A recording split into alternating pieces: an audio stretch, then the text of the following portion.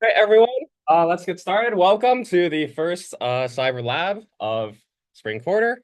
Um, so just to review, we'll have a few announcements, and then we'll have a talk by Alec in a moment, and then after that, we'll split off into the labs. And I think everyone should have their first assignment. Yeah. Just basically, if you whichever lab you want to join, you can join it. Just make sure if you haven't already, I guess that's on the next slide, that you submit the membership join form so we know that you are interested in doing Cyber Lab. So if you haven't already filled this out during like GM or something, fill it out right now. It's pretty short, so take you 2 minutes. So we'll give it a little bit. I don't see any phones up. Cool. Oh, No, one more. Go ahead, scan it. Yeah. It's also just acmcyber.com/join. yep. All right. So the announcements. First, so we're planning a social to the Getty Center. That's the art museum very close by. So we're planning to do it Saturday, 26th, in the afternoon. So you can RSVP over at that link there. And also we're thinking of forming a team for CPTC. This is the Collegiate Penetration Testing Competition. So it simulates like real world pen testing. So there's not just like attacking a system blind. You also have to, you know, prepare a report, and it's a whole shebang. But yeah, it's pretty cool. So if you're interested, fill out the form here. Yeah. Yes. Yeah, so we plan on doing training in the summer, and then the actual competitions will happen around fall. Fall quarter for like mid fall quarter for the regionals. And then if we make it to the finals, finals would be right after winter break, Yeah, like so in week two January. or three of winter. All right. Additionally, so PBR, we're playing Boilers. Is that this weekend? Yep, this Yeah. weekend. So we'll be doing Boiler CTF hosted by Purdue. And so yeah, just like meet us at the Denev turnaround at 11 a.m. We'll grab lunch together and then go over to our the Tesla room afterwards. And to reiterate, no prior experience is needed. So if you're just interested in CTFs, come out, join us. It's a fun time. This Wednesday, we've got our first Cyber Academy. I'll be giving a talk on cryptographic voices in your head. It'll be quite fun. Note that this will not be in this room, but instead Kinsey 1240B. So that's where the Sandia talk was. But 6 to 8. And next week at Cyber Lab, Savannah will be giving a talk about her lobbying experience for cybersecurity. And then last, cyber basketball every Friday, 6 to 8 at the Hitch Courts. And with that, I'll hand it over to Alec to give his talk on careers in cybersecurity. All right. Okay. So before we get started, I do want to keep a few notes. Cybersecurity is gigantic. I can really only do a surface level overview, and I'm going to make that even shorter by saying this is a lightning talk, so I will be going through them with lightning speed. That being said, if there's any I don't promise to be an expert in like what all these fields do, but like if there's something that's unclear that I say, please feel free to just raise your hand and ask, and I'm happy to like answer it. I will also only be discussing actual work in cybersecurity, not supporting roles, right? Is sales at CrowdStrike part of cybersecurity? Like, I guess it is because you're selling a security product or like the IT infrastructure of cybersecurity's offering, but that would encompass way too many roles. So I will only be discussing stuff where the people are literally doing like stuff you would consider cybersecurity.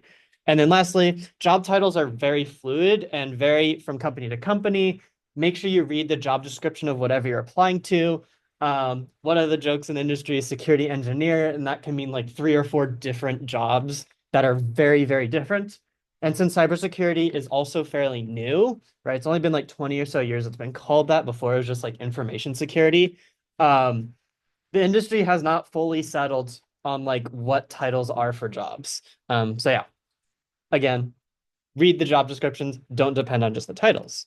So, why does cybersecurity exist? Does anyone want to take a guess or remember from GM on why we said it exists?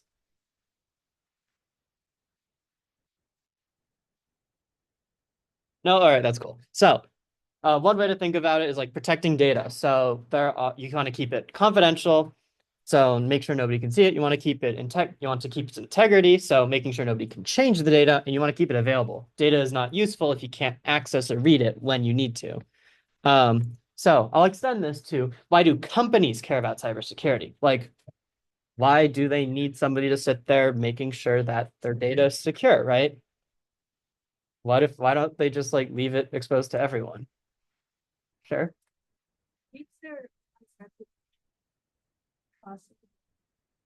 Yeah, reputational damage is a big one, right? If you can't trust your company to keep things safe and secure and private, would you use that company? Well, you as individuals, you might feel powerless about this, but this becomes more important and more impactful when we're talking about like business to business transactions, right?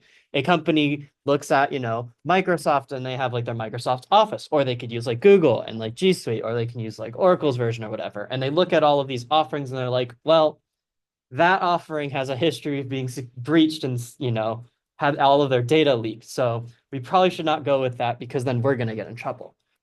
Any other ones?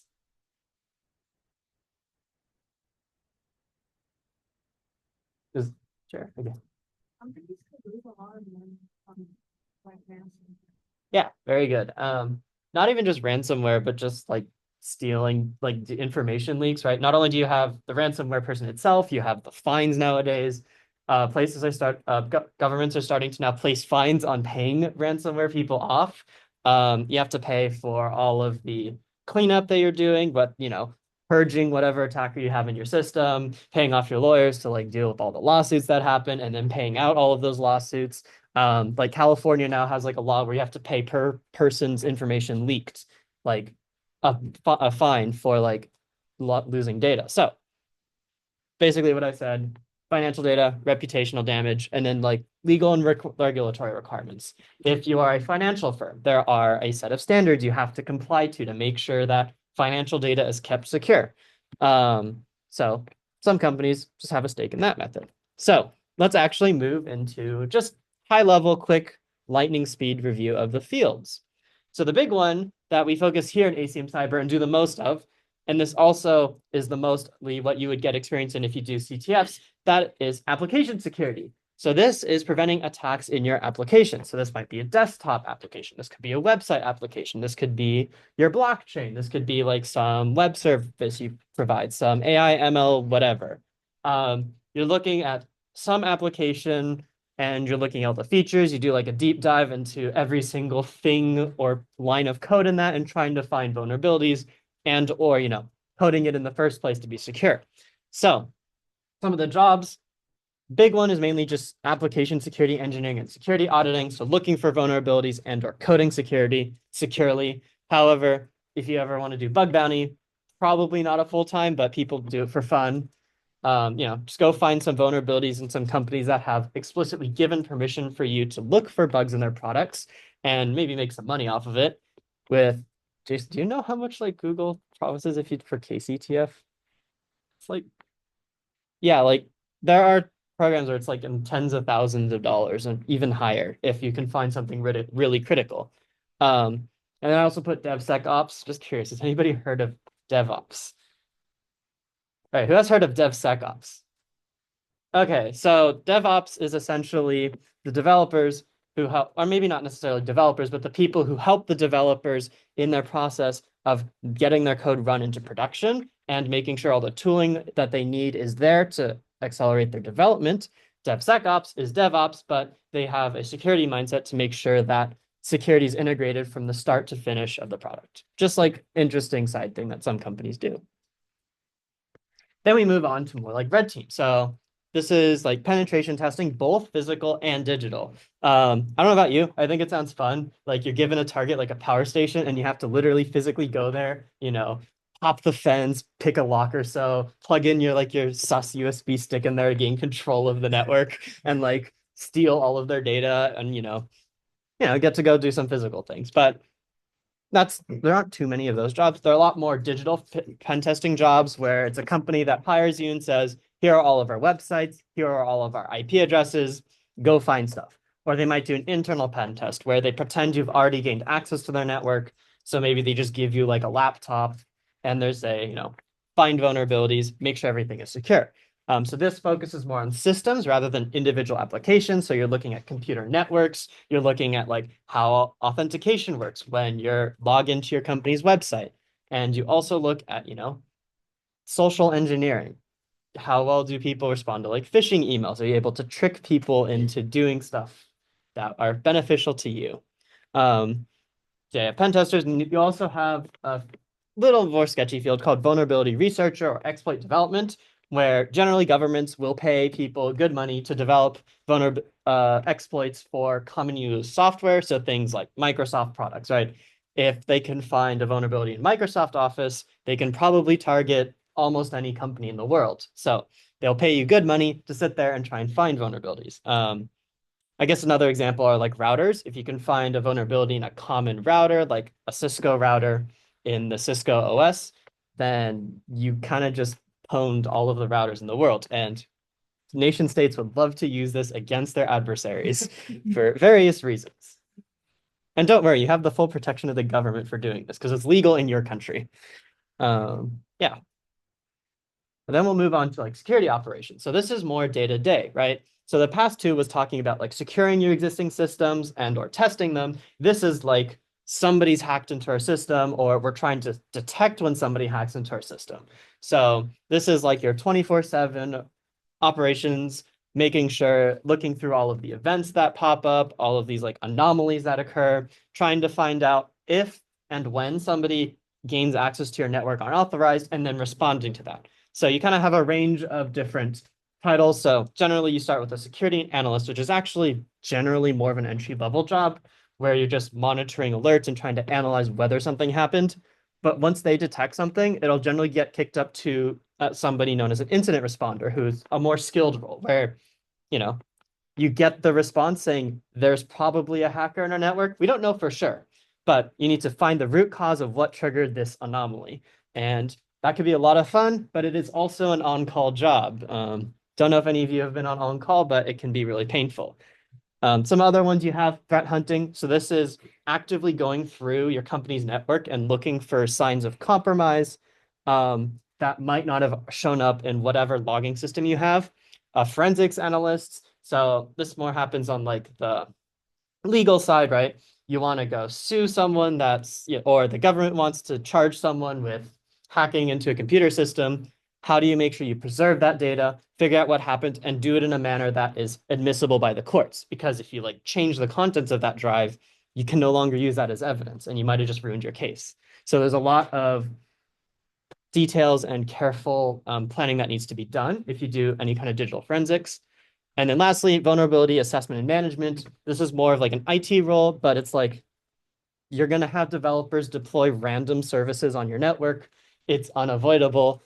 You have to make sure that all of these services remain up to date, find them when they do pop up, and make sure that they're all owned by someone so that so the idea being a pen tester or web application security audit casts a net deep. They try to find all of the vulnerabilities in one application. Vulnerability assessment is a very wide net going like, let's make sure everything is updated. Any questions so far?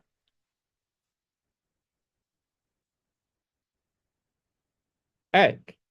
Just a couple more. There's also security architecture. So this is building and maintaining secure systems. With the advent of the cloud, we have lots of stuff related to the cloud and making sure your cloud is private because by default, it is publicly accessible, which is not what all companies want. You also have the concept of security engineering, so maintaining all of the tools that the security team uses. So all of your scanners, your penetration testing, like tooling, all of that fun stuff. They also kind of threw access control into here, making sure that only people who need access get access and people who don't need the access don't get it, and managing that because that's always an active role of people joining and leaving the company, changing roles, et cetera, et cetera. And just like IT management in general. And this is just like bleeding into basically what does IT do? Um, we also have threat intelligence, just kind of like a cool side note. I would probably put this alongside the SOC, the Security Operations Center, but it's essentially open source intelligence as a job. Companies will hire people to track the current threat landscape. So they look at all of the hacker groups that are cataloged out there, go on like the dark net, see what's going on. And they're trying to do mainly two things. One, see if their company's name appears in any of these feeds. Because if your company's name starts appearing in like these hacker channels, that's not a good sign. Does that mean you're about to be breached? Have they found something? Have you already been breached and are they about to extort you, right?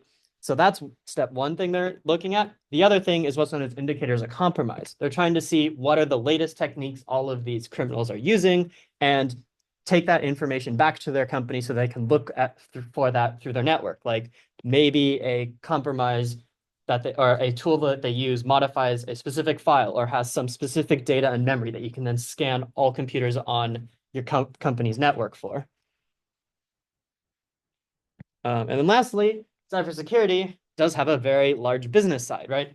A lot of companies, despite as much as we'd like them to, only care about cybersecurity to the extent the law requires them to. So you have things like risk assessment, risk management, making sure that they comply with all of their laws, educating their users against phishing attacks, right? Somebody has to send those phishing test emails every month.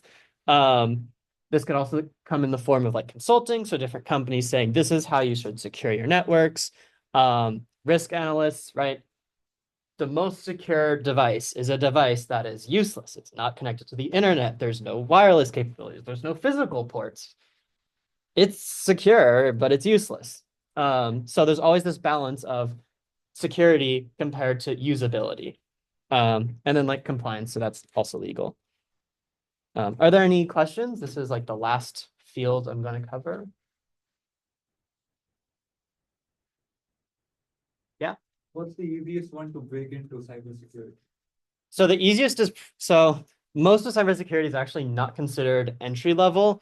The most entry level would probably be this. I guess I can just go back. Security operations, mainly because these jobs are what you might call go by a playbook, where there's like instructions written out for you for like this is the kind of thing you need to do and learn when this happens. So it can be trained easier than like application security, where you have to already come in knowing a lot about like how website apps work before you can actually look for vulnerabilities. That being said, you're here at ACM Cyber, y'all are here at UCLA, y'all are very smart. So you could, I'm not saying that all of these other roles are inaccessible. That is not what I'm trying to say here. I'm just trying to say here this is probably entry level, but all of these roles are very achievable out of college, especially here at UCLA and ACM Cyber. Are there any other questions? Yeah, so last time I ran this, somebody asked me, so salaries about cybersecurity, and I didn't really have a good answer. So I did some research. So in general, big tech companies, the salaries are generally the same as software engineering. Like I couldn't find anything for like Google, but I did find like Microsoft, a Minecraft senior security, they call it SWE, what? Microsoft security software engineer. Or their senior security engineering or senior security research lead had the exact same like salary range listed, right? And this is pretty common across all of the big tech companies. And when I say big tech, I mean not just, Microsoft, Google, Meta, whatever. I mean like just companies that focus on like technology as like their main moneymaker. Less specialized work also exists, kind of like we were saying earlier, but those do generally pay low on average. I kind of call these quote unquote closer to IT or more playbook oriented. So this is your security analysts at SOCs, vulnerability management, access control, etc. That's not to say they don't pay well, they just pay less than the other roles on average. And then this is the fun part. When you get to smaller companies, there's a lot of variation. On average, smaller companies don't have as many resources, so they generally trend lower, but that's not strictly true. There are a lot of smaller companies that pay like a lot more than, what you might find at a big tech company. And that's how they're able to attract like really good talent. But you also are more likely to find like different sets of benefits with like remote work and flexible work, especially with like Amazon requiring 5 days a week in person. And there are just a lot of like specialized small companies for like penetration testing, security auditing, vulnerability research. Like this is like laundry list: AutoSec, Security Innovations, Zealot Trailbits, Margin Research, Cure 53, etc. No particular reason why I put those. Those are just the ones I knew off the top of my head, and a couple of officers here did. If you're curious, I did not put like per role numbers because I was not happy with the numbers I was getting from Google. They were like all over the place, depending on what site you looked at it. So hopefully this is more informative than just average pay of, I don't know, incident response. Are there any questions? Cool. So, and then let's move on, just talk a little bit about the cybersecurity classes here at UCLA. There are three big ones. We have one taught by Professor Yan Tien, who actually advises the CTF team, Site Beta Rho. She generally teaches it in the fall quarter and does a lot of application security despite the name of the course. So if you're into like web security, software security, and then machine learning security, definitely take her course. That being said, it might be a repeat of a lot of the topics you already know if especially if you've done like Cyber Academy. We also have one taught by Nader. It's a grad course, but you can petition it to count as a CS or ECE elective. And he goes over more hardware security stuff. So like side channel attacks, sensor security, hardware security, and so on.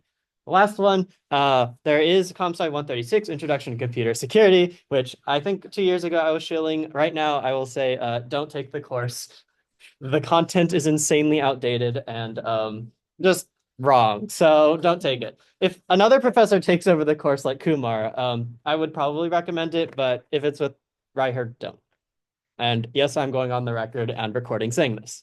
So yes, it's that bad. Anyway, just some other related classes. A lot of these are just required for CS majors, but right, to come CS 33, where you do some basic PON and Rev, or reverse engineering of binary exploitation, 35L, knowing how to use your computer. Operating system is a big deal because you need to know how your programs interact with the operating system. Just application development in general. So this is like a CS 130, 143 database, 144 web apps, right? Knowing how to write an application is important before you start tearing it down. If you're interested on the math or cryptography side of things, there are a few courses for you. Math 116 in the math department is like a more traditional, as I'd say, cryptography course in that you start with like pretty, like really old versions of cryptography, just like Caesar ciphers, Vigenère ciphers, if you know what that means. Don't worry if you don't. And build up to like probably RSA or something. If you're interested in diving more straight into the math and like modern day stuff, Professor Ostrovsky, he teaches both CS 183 as a upper div course in the spring, as well as two grad courses, M282A being pretty similar to 183 and M282B just like being more research focused. They're great from what I've heard. I haven't taken it, but there are a few people around here who have. So if you have any questions about it, ask in the Discord or just like ask around. Still not done. Networking and system design. So your networking comes CS 118 as well as like your distributed systems. I love that course. Teaches you how systems work, as well as like if you ever want to get into hardware security, you should probably learn how IoT/embedded devices work. So this is all of your hardware courses. Most of which are required or included partially in the major. Are there any questions? Or does anyone have any suggestions they'd love to give the class about classes they've taken? Sure. I'm taking Math 117 right now.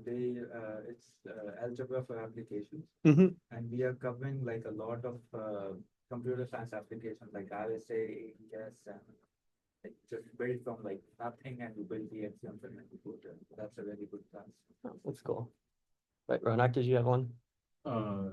It's not a formal, it's like a sketchy class. It's ECE 199 with Professor Nader. You basically get to count ECTF as a class.